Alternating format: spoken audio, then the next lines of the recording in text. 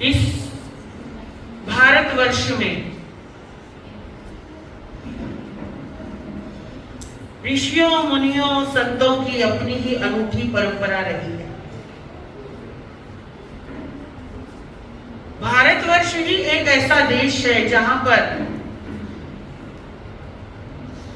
राजा से भी ऊपर अगर किसी का स्थान है तो वो गुरु का स्थान है। गुरु एक ऐसा पद है जिसके चरणों में कोई भी हो, चक्रवर्ती सम्राट भी हो, वो भी आकर के नमन करते हैं, झुक जाते हैं।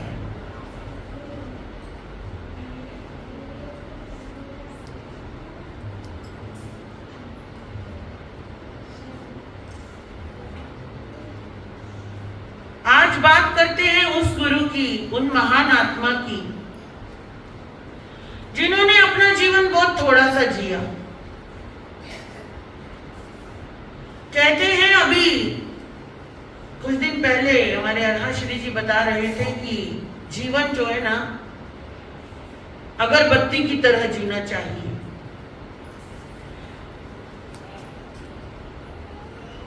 अगरबत्ती दिखने में बड़ी पतली सी होती है, नाजुक सी होती है, उम्र बहुत छोटी होती है, लेकिन जब तक जलती है चारों तरफ पता लग जाता है कि कहीं तो अगरबत्ती जल रही है। जीवन मोमबत्ती की तरह होना चाहिए।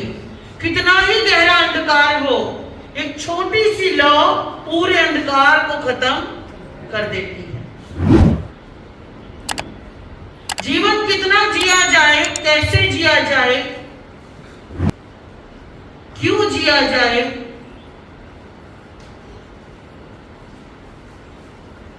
ये मायने नहीं रखता। आपने किस तरीके से जीवन को जिया है वो मायने रखता है। 3 तरह के व्यक्ति होते हैं। एक इतिहास को पढ़ते हैं, एक इतिहास को लिखते हैं और एक इतिहास बनाते हैं, या यूं कह दूं स्वयं इतिहास बन जाते हैं। सबसे श्रेष्ठ कौन है? जो स्वयं इतिहास बन जाते हैं। बट तीनों ही अपनी अपनी जगह कहीं ना कहीं सही है। लिखने वाला ना लिखता तो सुनने वाले पढ़ने वाले कैसे पढ़ते? लिखने वाले ने लिखा, लेकिन कब लिखा? जब किसी एक ने उस इतिहास को बनाया। हमें डिसाइड करना है कि हम तीनों में से क्या कर सकते हैं। केवल पढ़ने वालों में रह सकते हैं, या उससे थोड़ा ऊपर आकर लिखने वालों में आ सकते हैं, या अपने जीवन को एक इतिहास बना सकते हैं।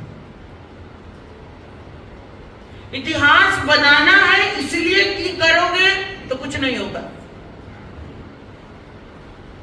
कर्म ऐसे चुनिए, लक्ष्य ऐसा बनाइए कि हमारे जाने के बाद भी ऐसा लगे कि हम वहीं कहीं हैं, आसपास ही हैं। बनारस नगरी का नाम तो आपने बहुत बार सुना है, बोला भी है मुंह से, है ना? क्यों बोलते हो बनारस नगरी का नाम? धर्म नगरी, जिसे काशी भी बोला जाता है। पार्श्वनाथ भगवान की जन्मस्थली, जन्मभूमि। 3000 वर्षों से तो जैन इतिहास में उसका नाम अंकित है, स्वर्ण के रूप में स्वर्ण अंकित है। उसी बनारस नगरी में एक जोड़ा रहा करता था पति और पत्नी का। पति का नाम था संत सिंह और पत्नी का नाम था मिश्री देवी। दूर नेपाल के थे रहने वाले, लेकिन बहुत समय से भारत में आ गए। भारत में आए और उस समय में आजादी की लड़ाई लड़ी जा रही थी और संत सिंह जी फौज में थे, फौज में भर्ती हो गए। और जब कोई फौजी होता है तो ऐसा होता है, सरकारी नौकरी है, या तो पूरे परिवार को गांव में छोड़ दे, या तो पत्नी बच्चे को लेकर के उस जगह पहुंच जाए जहां उसकी ड्यूटी है। और संत सिंह जी अपने पत्नी को लेकर के बनारस आ गए और वहीं पर उनकी ड्यूटी थी।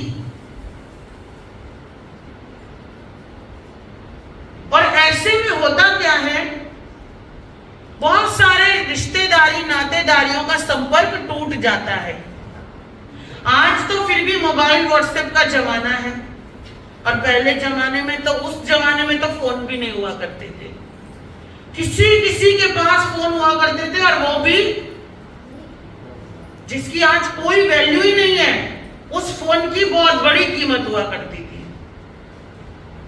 और वो भी एक साधारण आदमी के पास तो था ही नहीं, उस जमाने की बात है।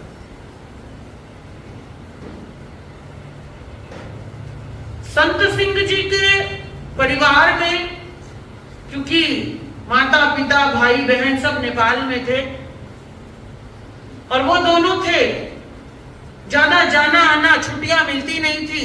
साल में कभी एक बार जाके आ गए, मिल के आ गए, या साल में भी नहीं गए, कुछ पता नहीं था। पति पत्नी का संबंध था और कहते हैं उनके यहाँ एक बेटे का जन्म हुआ। जब बेटे का जन्म हुआ तो जो रिश्ते नाते छूटे हुए थे, टूटे हुए थे, रूठे हुए थे, वो रिश्ते नाते अनायास ही अपने आप ही पास में आते गए। स्नेह बंधन मजबूत होने लगे। गांव से भी लोग ऑटोमेटिक चल करके मिलने आने लगे। तो माता पिता ने उस बच्चे का नाम प्रेम सिंह रखा, क्योंकि उसके आने पर प्रेम बढ़ गया, प्यार बढ़ गया। प्रेम सिंह रखा, और प्रेम सिंह एक ही बेटे थे, गोरे चिट्टे दूध जैसे, और धीरे धीरे बढ़ने लगे। और आप लोगों ने तो बच्चों को बहुत अच्छे से पाला ही है। हर माता पिता चाहता है कि उसका बच्चा संस्कारवान बने, विनम्र बने, बुद्धिमान बने, है ना। माता पिता तो चाहते हैं, लेकिन जीव अपना पुण्य लेकर भी आता है, अपने संस्कार पिछले जन्मों से लेकर आता है, तो सिखाने वाले के संस्कार उसमें मिलकर के डबल हो जाते हैं। प्रेम सिंह जी की आत्मा पूर्व भवों में जो कुछ भी रही होगी, उसके चलते उत्तम आत्मा, और वो बालक जैसा जैसा बड़ों को देखता वैसा वैसा ही बनता जाता। उनका खास गुण था कि किसी को भी रोते नहीं देखना, देख ही नहीं सकते, बचपन का गुण था। किसी को तकलीफ में नहीं देख सकते, किसी को परेशान नहीं देख सकते, सबकी हेल्प करना, सबकी सेवा करना, माता पिता का ध्यान रखना। धीरे धीरे जैसे जैसे बड़े होते गए, उनके गुण भी विकसित होते गए।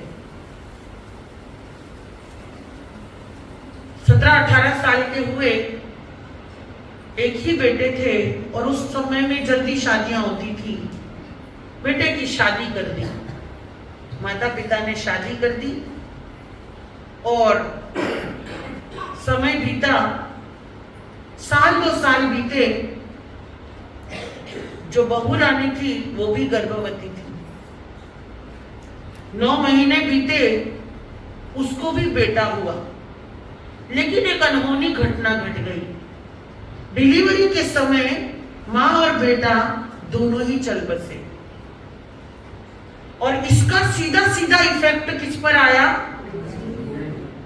प्रेम सिंह के ऊपर आ गया, क्योंकि उम्र छोटी थी, 21 साल के 22 साल के थे।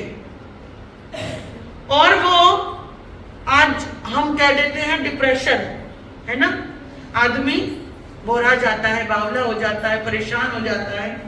बहुत समय 6 महीने 8 महीने बीत गए, वो उस दुख में से बाहर नहीं आ पा रहे, क्योंकि जिसके साथ साल 2 साल 3 साल बिताए थे, उसकी यादें दिल से जाने का नाम नहीं ले रही। समझ में नहीं आ रहा क्या करूं, ना कोई दोस्त, जितने दोस्त थे वो भी सब छूट गए। अब किसी के साथ बैठने का मन नहीं करता, किसी से बोलने का मन नहीं करता। राजपूत थे, जाति से राजपूत थे, क्षत्रिय थे। एक दिन गली से होकर गुजर रहे थे, उनकी नजर बनारस में आए हुए जैन संत पर पड़ी। जैन संत थे आगरा के कवि उपाध्याय अमर मुनि जी महाराज। मैंने 2-3 बार पहले भी उनकी कुछ ना कुछ आपको दृष्टांत सुनाई है। उपाध्याय कवि अमर मुनि जी महाराज उस समय थोड़ी छोटी उम्र में थे, गोचरी के लिए जा रहे थे, और प्रेम सिंह की नजर पड़ी। ये कौन है, ये क्या कर रहे हैं, मन में प्रश्न आया। पीछे पीछे बोलिए। गोचरी लेकर स्थानक आए तो प्रेम सिंह जी स्थानक आ गए। देखा, अंदर आई, देखा कुछ लोग उनके साथ थे गोचरी के समय में। वो जैसे जैसे वंदन कर रहे थे, इन्होंने भी किया। विचार किया कि कोई तो महात्मा है, संत है, और बैठ गए। अब जब बैठ गए तो संत हैं तो परिचय पूछेंगी। कवि उपाध्याय अमर मुनि जी ने पूछा, बेटा कौन हो, कहाँ के रहने वाले हो, क्या नाम है, बताया। कुछ परेशान दिख रहे हो, चेहरे पर से भाव संत बड़ी जल्दी पहचान लेते। उन्होंने कहा, अपना परिचय दिया प्रेम सिंह ने कि मैं यहीं पास में ही रहता हूं। मैंने आपको पहली बार देखा तो मुझे ऐसा लगा कि मैंने आपको पता नहीं कितनी बार देखा है, और मैं अपनी मंजिल की तलाश में हूं, मुझे मंजिल नहीं मिल रही है। मैं खुद को पहचान नहीं पा रहा हूं, खुद को समझा नहीं पा रहा हूं। और जब मैंने आपको देखा तो पता नहीं क्यों मेरे पैर आपके पीछे पीछे चल पड़े हैं। आप कौन हो? तो कवि उपाध्याय अमर मुनि जी ने कहा कि हम तो जैन साधु हैं। तो पूछा कि जैन क्या होता है, जैन कौन होता है? तो उपाध्याय श्री जी ने बताया कि भाई जो जीव का रक्षक है वो जैन है, जो सदा सत्य बोलता है वो जैन है, जो किसी का बिना वजह परेशान नहीं करता वो जैन है, जो अपनी सीमा में रहता है वो जैन है, और हम उनके गुरु हैं। क्या मैं भी आपका शिष्य बन सकता हूं? अमर मुनि जी ने उनको ऊपर से नीचे तक देखा और कहा, सोचा, पहले तो अंदर कुछ सोचा, बोले देखो ऐसा है, मैं तो कुछ दिन के लिए यहाँ आया हूं और मैं अभी निकल जाऊंगा बनारस से। अभी तुम्हारे अंदर क्या चल रहा है पहले उसे समझना पड़ेगा। 2-4 दिन आओ, बैठते हैं, बात करते हैं, उसके बाद समझेंगे। जितने दिन मैं हूं आते जाओ। समय पूछा और चले गए। 2-4 दिन आते रहे, गुरु को समझते रहे, उनकी चर्या को समझते रहे। समझने के बाद गुरु ने उनको समझा, उन्होंने उनको भी समझा, शिष्य ने गुरु को समझा, अपनी बातें बताई, अपनी घटना बताई, मेरे साथ ऐसा ऐसा हो गया है, बट मैं खुद को संभाल नहीं पा रहा हूं। तो उपाध्याय कवि अमर मुनि जी ने मन में विचार किया, वैराग्य भी अपने अपने अलग अलग तरीके का होता है।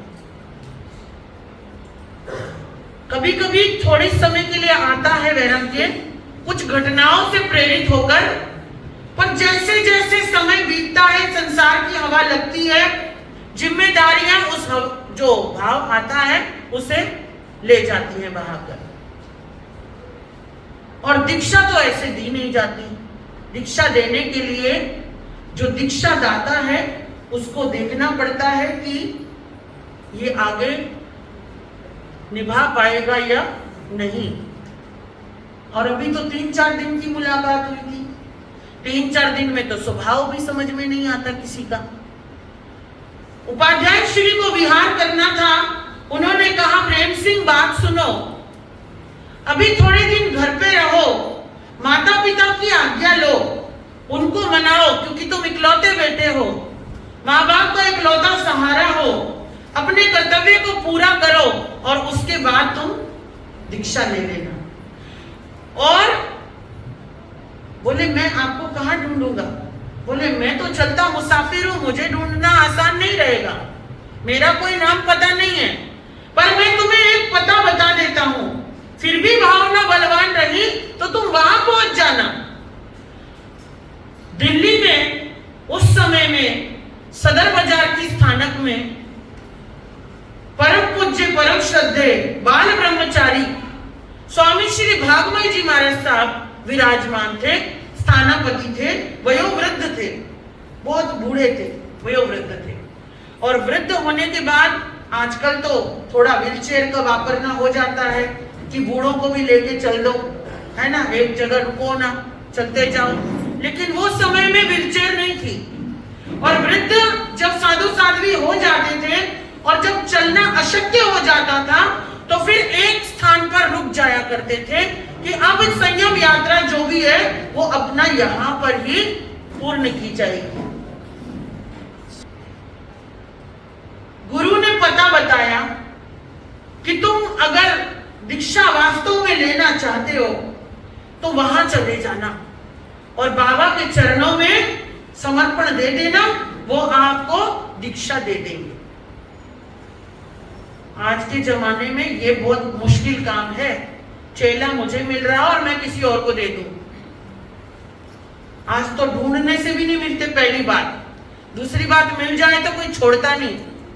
हाँ, लेकिन वो विरले लोग हुआ करते थे जो भविष्य देखा करते थे, विचार देखा करते थे, व्यवहार देखा करते थे और अपनी सोच को विशाल रखा करते थे।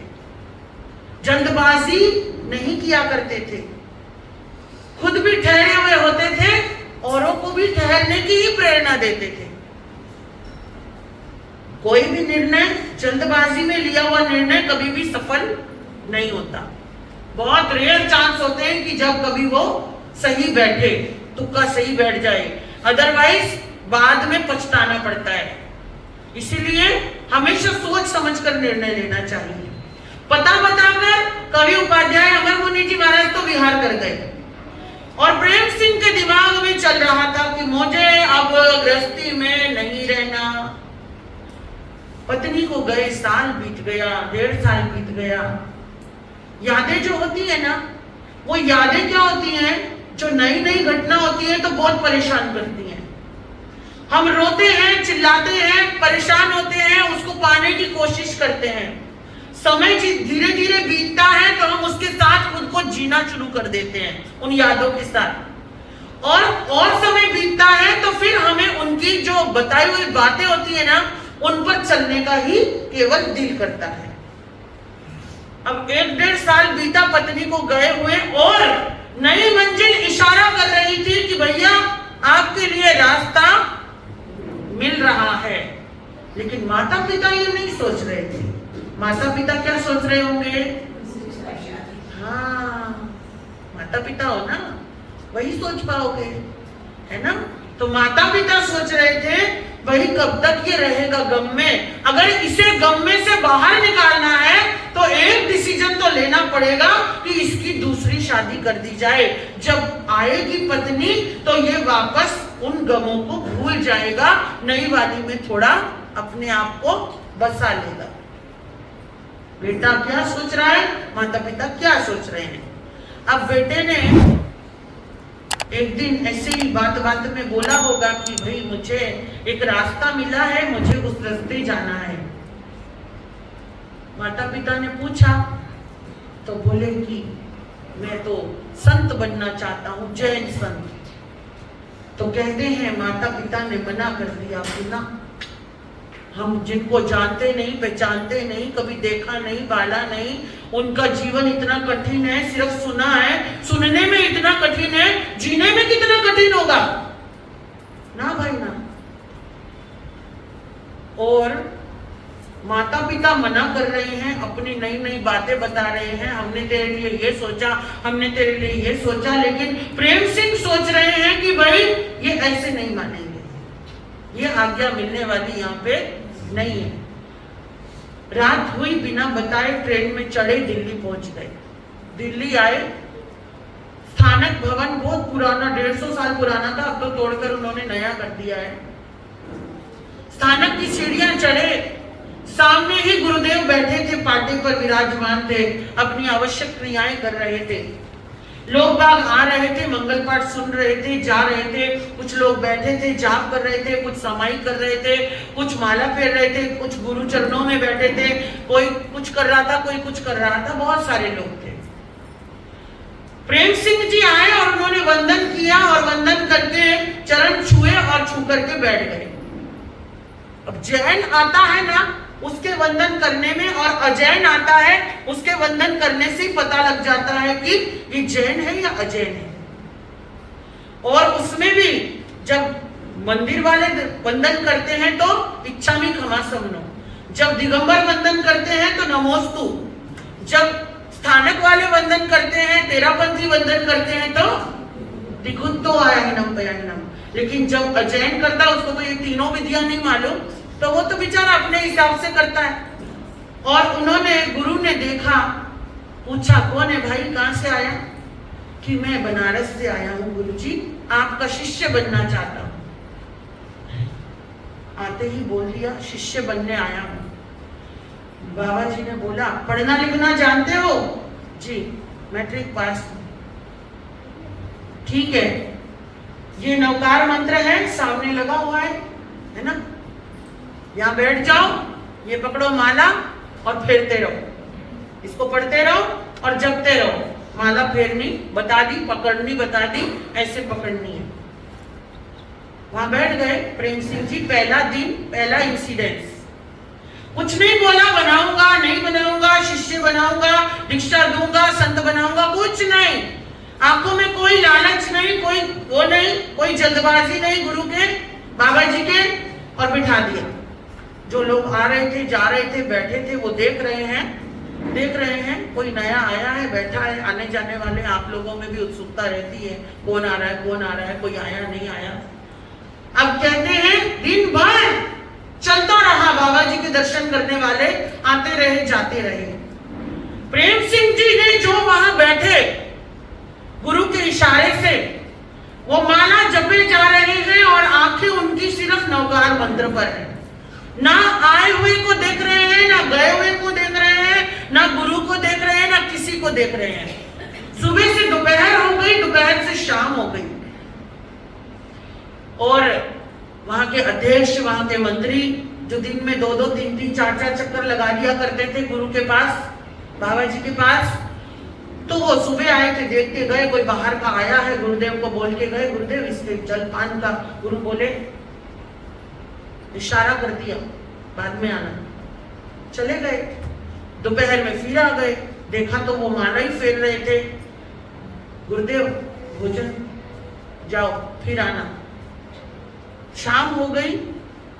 कहते हैं प्रेम सिंह जी वहां से हिले नहीं, और गुरु ने उनको भोजन के लिए बोला नहीं। आने वाले पूछने आ रहे हैं बार बार, मगर कोई जल्दबाजी नहीं है।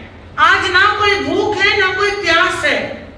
वो जपे जा रहे हैं अपना नवकार, और अब तो वो नवकार याद हो गया, और जो खुली हुई आंखें थी ना, वो बंद हो गई। जब अंदर याद हो गया, अब देखने से क्या मतलब है। आंखें बंद हैं और जाप चल रहा है। बैठे रहे, 12 घंटे बीत गए और 12 घंटे बीत गए। बैठे हुए हैं, ना गुरु ने उठने को कहा, ना ही वो उठे। हो सकता है ऐसा है? आज के जमाने में अगर बोल दो 1 घंटा बैठना है, अगर अगले घंटे में इशारा नहीं किया तो पहली बात तो खुद ही उठ के चले जाएंगे। गुरु के बोलने की इंतजार भी नहीं है।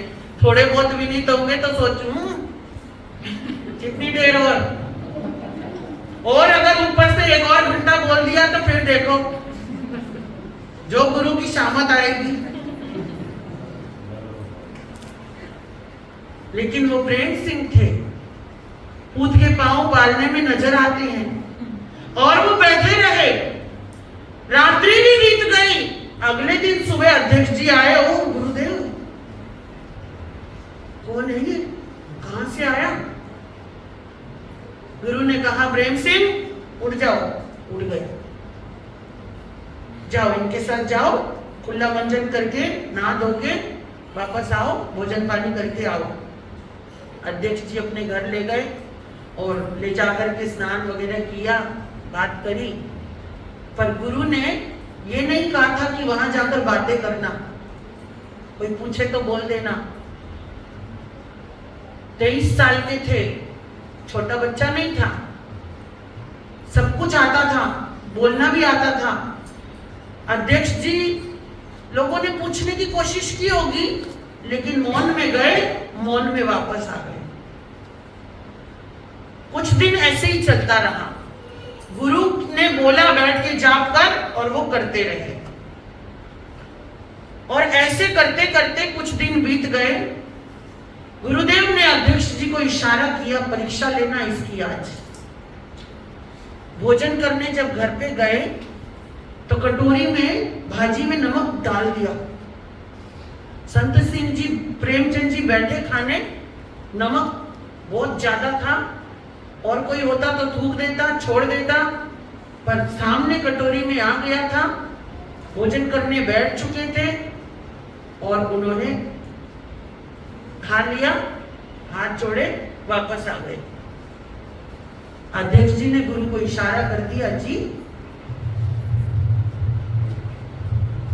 पहले ऐसी परीक्षाएं हुआ करती थी, मुमुक्षुओं की बहुत परीक्षाएं हुआ करती थी। आजकल तो हम जैसे ही परीक्षा नहीं लेने देते, मोह मारता है ना, परीक्षा के चक्कर में भाग गया तो। हाँ, गुरु ने ये जो कुर्ता पजामा था उतारा, चोलपट्टा और दुपट्टा दे दिया, अब ये तुम्हारी ड्रेस है, आज से सामायिक के कपड़े। सामायिक के पाठ पढ़ाने शुरू किए, प्रतिक्रमण पढ़ाया, जो भी आवश्यक चीजें थी पढ़ाई। और कहते हैं सन 1938 में प्रेमचंद जी का जन्म हुआ था और सन 1962 में उनकी दीक्षा हो गई। दीक्षा हुई तो प्रेमचंद नाम था। गुरु के चरणों में आके भी प्रेम ही प्रेम लिया और दिया, तो गुरुदेव ने नाम दे दिया प्रेम सुख, है ना, प्रेम सुख। प्रेम के साथ सुख भी जोड़ दिया। और क्योंकि बाबा गुरुदेव बहुत वृद्ध थे, बहुत ज्यादा आगमों का अध्ययन नहीं करा सकते थे, इतना बैठ नहीं सकते थे, तो छोटी मोटी आवश्यक चीजें दे दी। और वृद्ध थे तो उनकी सेवा जरूरी थी, तो प्रेम सुख जी महाराज गुरु की सेवा में लग गए। दिन रात अटल खड़े रहते थे, या तो जाप करना या सेवा करना। कुछ साल बीते तो बाबा गुरुदेव का देवलोक हो गया, और उनके 2 ही शिष्य थे, एक ज्ञान मुनि जी थे और एक प्रेम सुख जी थे। ज्ञान मुनि जी महाराज ने देखा मेरे गुरु चले गए, वो थोड़े उगड़ किस्म के थे बहुत ज्ञानवान, बहुत उत्कृष्ट चारित्रवान, सब कुछ थे, मगर सबका अपना अपना नेचर होता है।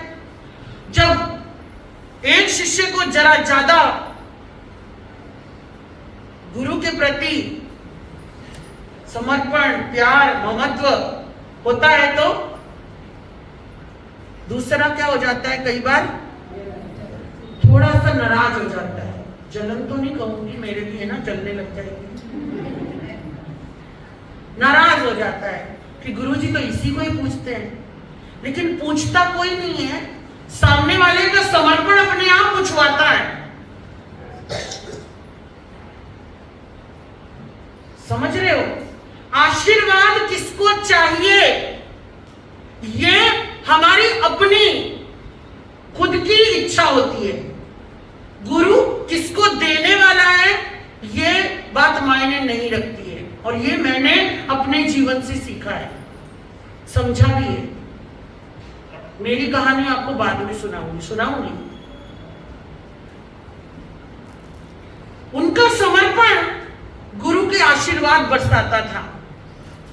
बहुत भोले थे प्रेम सुख गुरुदेव, भोले भाले थे, और जितने श्रावक आते थे गुरु की जब सेवा करते हुए देखते थे शिष्य को, बिना किसी भाव के, ग्लानि के, नफरत के, परेशानी के दिन रात खड़े हुए देखते थे, दिन रात गुरु के चरणों में लगे हुए देखते थे।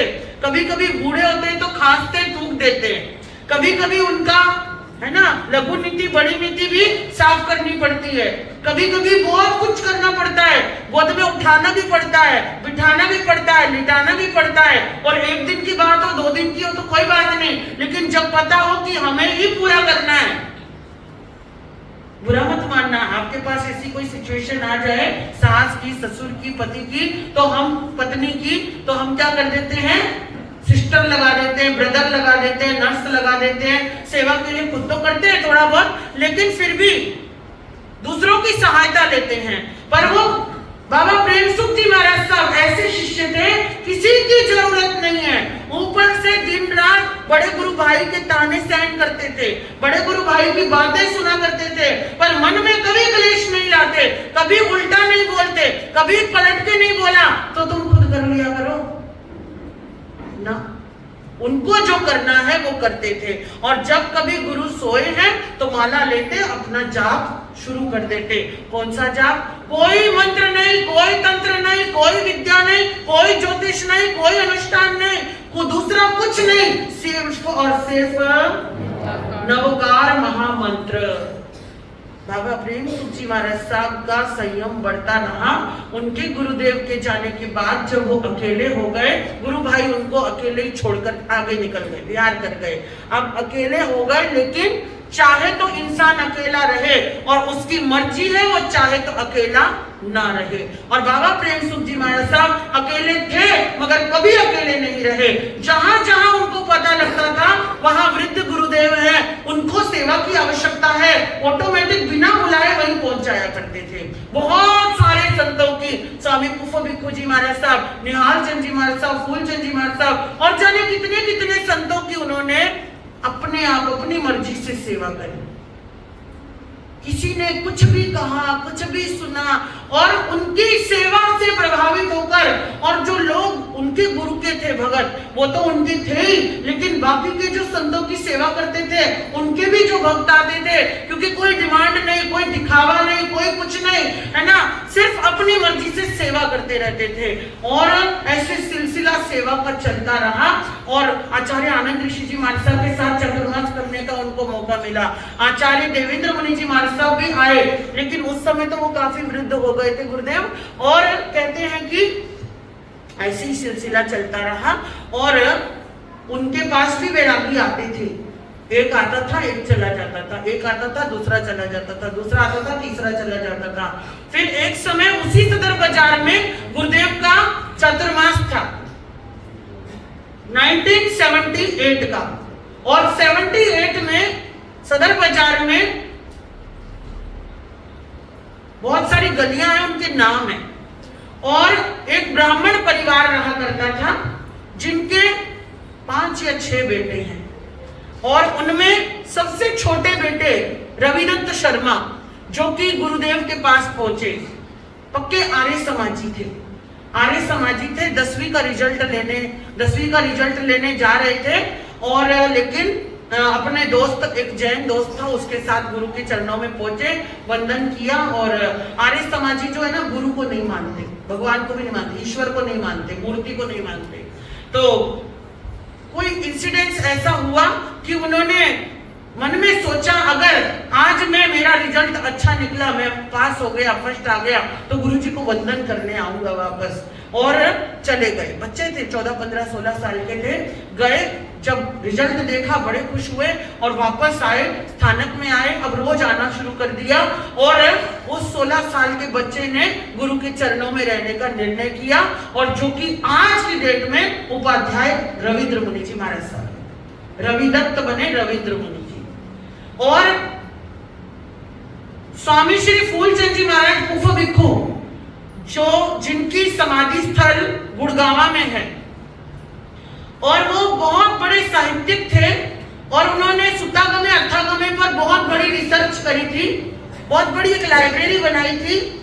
बाबा प्रेमसुख जी महाराज साहब ने उनकी भी बहुत सेवा करी थी, जाते जाते अपना उत्तराधिकारी बना गए थे। और उनके चरणों में एक छोटा सा मुमुक्षु आया था, जो जिसका नाम था राम, आज जो रमणीक मुनि जी महाराज साहब है ना, 6 साल के थे। जब उफ भिक्खु जी जा रहे थे, तब बाबा प्रेमसुख जी को उन्हें दे गए कि आप मेरे उत्तराधिकारी हो, आपने मेरी अंतिम समय में सेवा करी, आज से ये चेला भी आपका।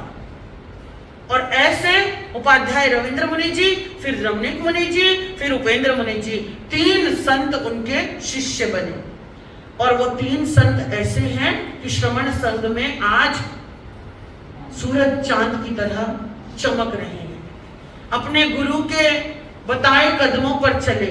आचार्य देवेंद्र मुनि जी महाराज साहब जिस समय देहरादून आए थे, उस समय की घटना है। ऐसे तो गुरुदेव के चमत्कारों की बहुत सारी घटनाएं हैं, लेकिन एक घटना है कि आचार्य भगवान का स्वागत था, और आचार्य देवेंद्र मुनि जी महाराज साहब का स्वागत था, और दिल्ली से और अनेक जगह से लगभग 100-150 बसों के आने का संकेत मिल चुका था, और लगभग 5-7-10 हजार की पब्लिक की जो है वहां पर तैयारी की गई थी। और तैयारी की गई थी बाबा जी महाराज साहब भी। अब क्या हुआ कि बाबा जी महाराज साहब जब भी कहीं कुछ ऐसा प्रोग्राम ओकेजन होता था, वो तेले की तपस्या बहुत करते थे। अब उन्होंने तेला ले लिया और एकांत में चले गए। लेकिन जैसे गोवा में बारिश आती है ना, देहरादून में लगातार ऐसे ही बारिश बरसती रहती है, 6-8 महीने लगातार बरसता है। अप्रैल में शुरू होती है और सितंबर के लास्ट तक बारिश ही बारिश रहती है। तो वो मार्च अप्रैल था शायद, पता नहीं कौन सा महीना था। गुरुदेव वहां जहां टेंट लगा था, घुटने घुटने तक पानी भर गया, और सब लोग सोच रहे हैं गुरुजी अब क्या होगा, गुरुजी अब क्या होगा, बारिश तो रुक ही नहीं रही। जिस दिन प्रोग्राम था, बाबा गुरुदेव ने आचार्य भगवान को कहा, आप पधारो पंडाल में और मैं जरा जाप में बैठता हूँ, है ना, टेंशन मत लेना, सब अच्छा हो जाएगा। और 8 बजे बारिश रुकी, सुबह 9 बजे से कार्यक्रम था, बसें ही बसें आई हुई थी, सब कुछ था। और ऐसा बताते हैं हमारे गुरुदेव राजेश मुनि जी महाराज साहब कि वहां पर नजारा ऐसा था, जहां 1 घंटे पहले घुटने घुटने पानी भरा हुआ था मैदान में, पूरा पानी पता नहीं कहां चला गया, सूख गया पूरा मैदान, और बारिश रुक गई। और लगभग 2 बजे तक कार्यक्रम चला, और लोगों ने आए, बैठे, सुना, सब कुछ किया, खाना पीना हुआ, सब कुछ हुआ। जब लोग जाने की बारी आई, लोग बसों में बैठ गए, निकल गए। ठीक 3 बजे वापस मूसलाधार बारिश शुरू हो गई। बहुत बार ऐसा होता है। जिस दिन हमारा प्रवेश था ना यहाँ पर, उस दिन सुबह सुबह, याद है आपको, पहले के 2 दिन कितनी बारिश थी, लगातार बरस रहा था। और जिस दिन प्रवेश था उस दिन भी आप लोगों ने भी बोल दिया था, जी प्रवेश कहां से, गन्ना जी के हाउस से नहीं करेंगे, गोसालिया जी के हाउस से करेंगे, है ना, बोल दिया था ना। पर मेरे को पूरा विश्वास था बारिश रुकेगी। बाबा जी महाराज का नाम ले लिया था हमने शाम को ही, और सुबह ही बोल दिया था, गुरुदेव प्रवेश करवा देना, बाद में चाहे जितना मर्जी बरसे। और याद है ना प्रवेश कैसे हुआ, मस्त धूप निकली हुई थी, आराम से प्रवेश हुआ, और प्रवेश होने के बाद प्रवचन हुआ, और उसके बाद बारिश बरसी। ऐसे तो पता नहीं कितने उदाहरण हैं। और मेरी तो जिंदगी बचाने वाले बाबा प्रेमसुख जी महाराज साहब हैं। वो बाद में बताऊंगी कैसे बचाई, क्योंकि समय भी भाग रहा है अपनी अपनी गति से। और 59 ईयर ओनली, 35 साल संयमी जीवन जिया।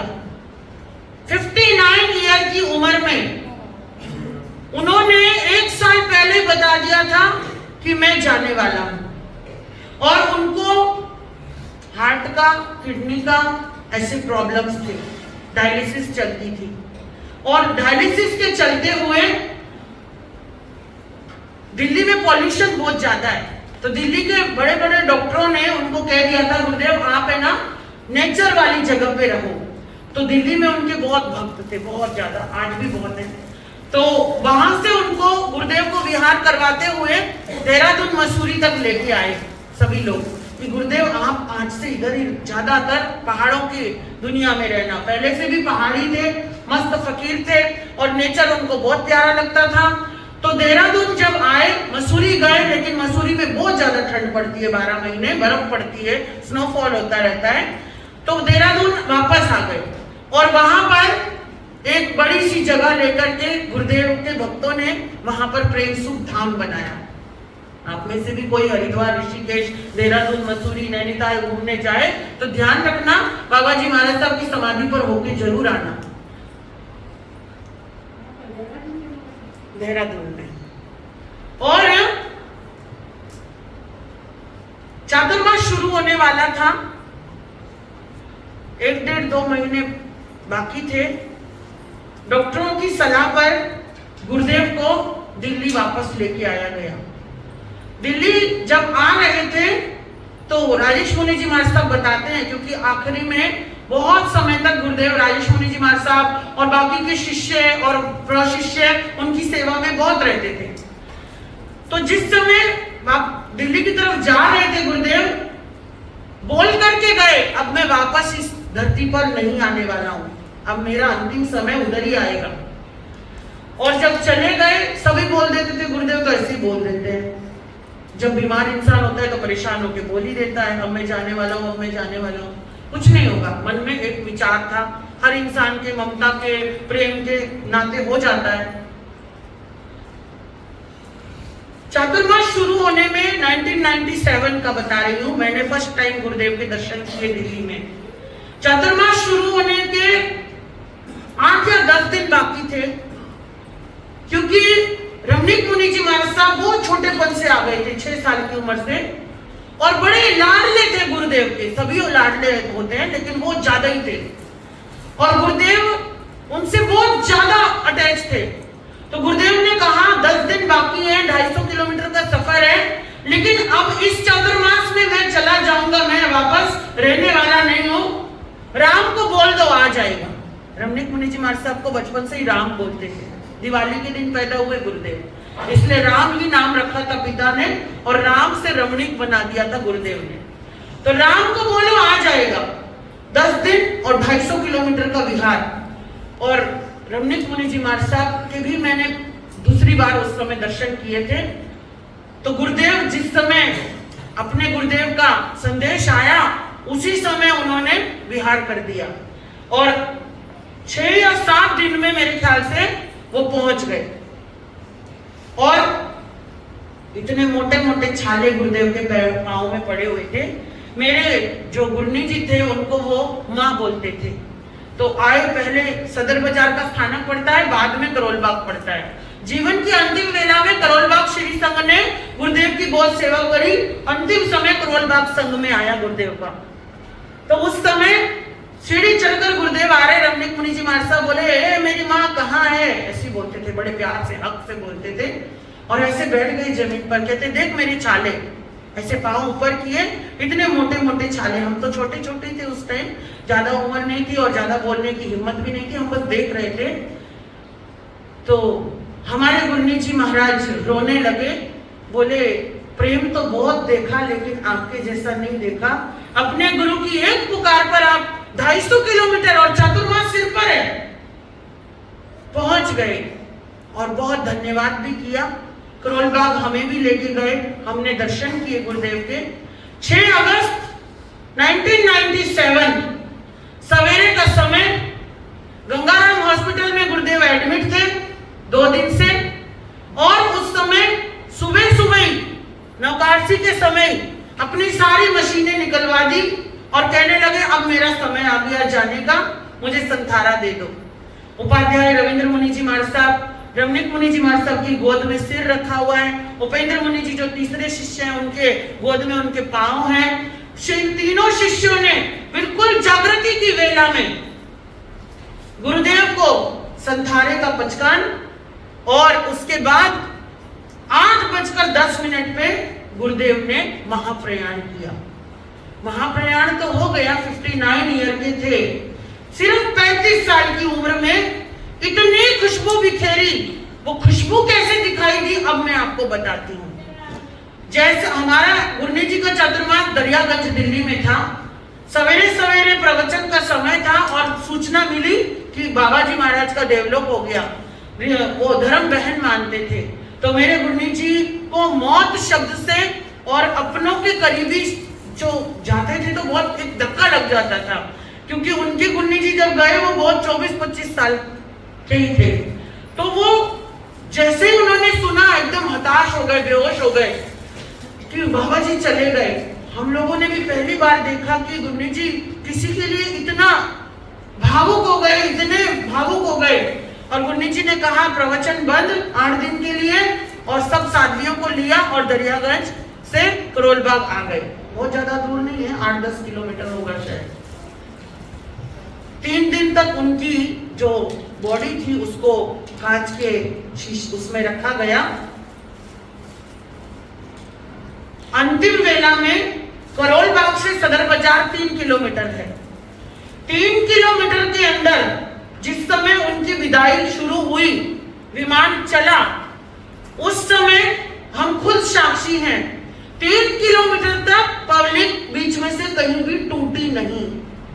1.25 लाख की पब्लिक, और प्रत्येक व्यक्ति के मुंह पर एक ही बात थी, मेरे बाबा थे, मेरे बाबा थे। और सबकी आंखों में आंसू, छोटे से छोटे बच्चे भी और बूढ़े से बूढ़े व्यक्ति भी। और लोगों का क्या नजारा था, बिना बुलाए सिर्फ एक समाचार पे 1.25 लाख की पब्लिक वहां पर, और बिल्कुल अलग नजारा था। और उस दिन पता लगा कि कितने लोगों की दिलों की चाहत थे गुरुदेव, कितने लोगों के दुख दर्द के निवारक थे गुरुदेव, कितने लोगों के जीवन के बदलने के कारण थे गुरुदेव। और फिर बाद में जितने जितने लोग आते गए, उतने उतने लोग अपने एक्सपीरियंस बताते गए कि जब गुरुदेव इशारा कर देते थे, आज तुझे जाप में बैठना है, और 24-24 घंटे, 36-36 घंटे, 72-72 घंटे का जाप करवाया करते थे। और जिसको इशारा करके बोल देते थे कि तुझे जाप में बैठना है, वो कहते थे महाराज ना हमारे पांव सुन्न होते थे, ना हमें थकान होती थी, ना हमें भूख लगती थी।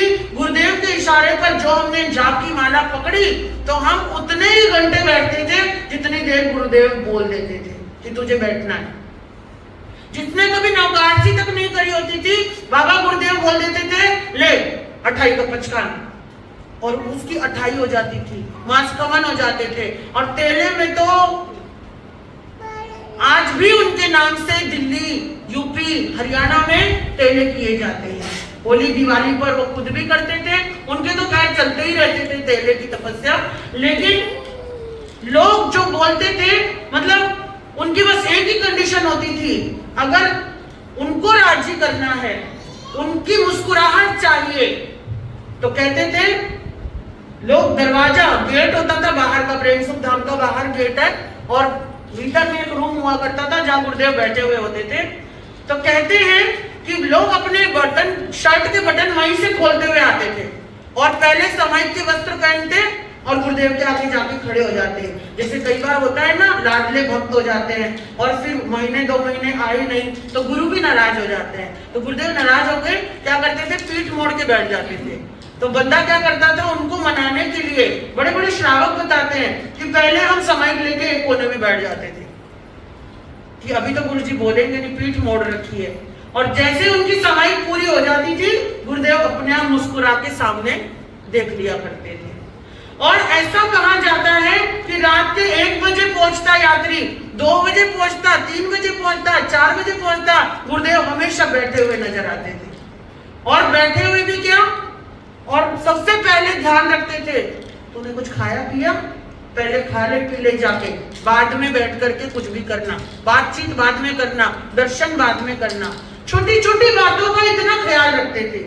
ऐसे पता नहीं कितने एक्सपीरियंस है। अगर गुरु ने मना कर दिया आज मत जा और चला गया बंदा, तो जो अनहोनी हो जाती थी उसके साथ, और अगर बच गया तो ऐसे इंसिडेंट्स हुए कि हम उस बस में जाने वाले थे, गुरुजी ने मना कर दिया, बहुत जरूरी काम था, मीटिंग थी, पर गुरु ने मना किया इसलिए नहीं गए, उस बस का आगे जाके एक्सीडेंट हो गया, वो ट्रेन लेट हो गई, उसका ये हो गया वो हो गया। पता नहीं कितने एक्सपीरियंस सुनने को मिलते हैं।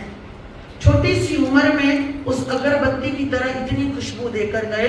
आज की डेट में गुरुदेव के 3 शिष्य और अनेक पौत्र शिष्य पर पौत्र शिष्य, लगभग उनके 28 संत जो हैं आज की डेट में विद्यमान हैं, और मेरे जैसे साध्वी की संयम में रक्षा और संयम में आगे बढ़ाने में और मुझे अनेक विपत्तियों से बाहर निकालने में अगर कोई सहायक बने तो वो मेरे गुरुदेव बने। वो तो 97 में चले गए थे, मेरे गुरुजी जी 2004 में गए, लेकिन उसके बाद मैंने जो है ना अपने गुरुदेव का ही ध्यान लगाया।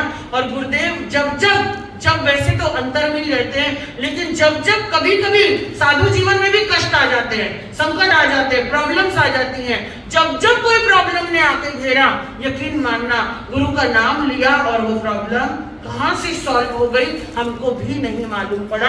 और इस तरीके से आज गुरुदेव की आज 26 साल हो गए, लेकिन जो लोग उनको जानते हैं, जिन्होंने उनको देखा है, जो उनके करीब रहे हैं, आज भी ऐसा लगता है कि गुरुदेव कहीं नहीं हमारे पास ही हैं। तो ऐसे मेरे गुरुदेव बाबा गुरुदेव चमत्कारी बाबा पूज्य गुरुदेव श्री प्रेम सुख जी महाराज साहब की आज पुण्यतिथि है, पुण्य स्मरण दिवस है।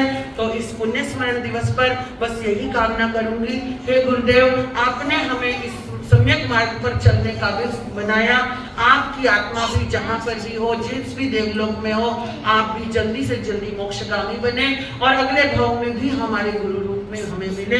तो इसी मनोकामना, इसी मनोभावना को पूरा करते हुए मैं अपने समय को विराम दूंगी।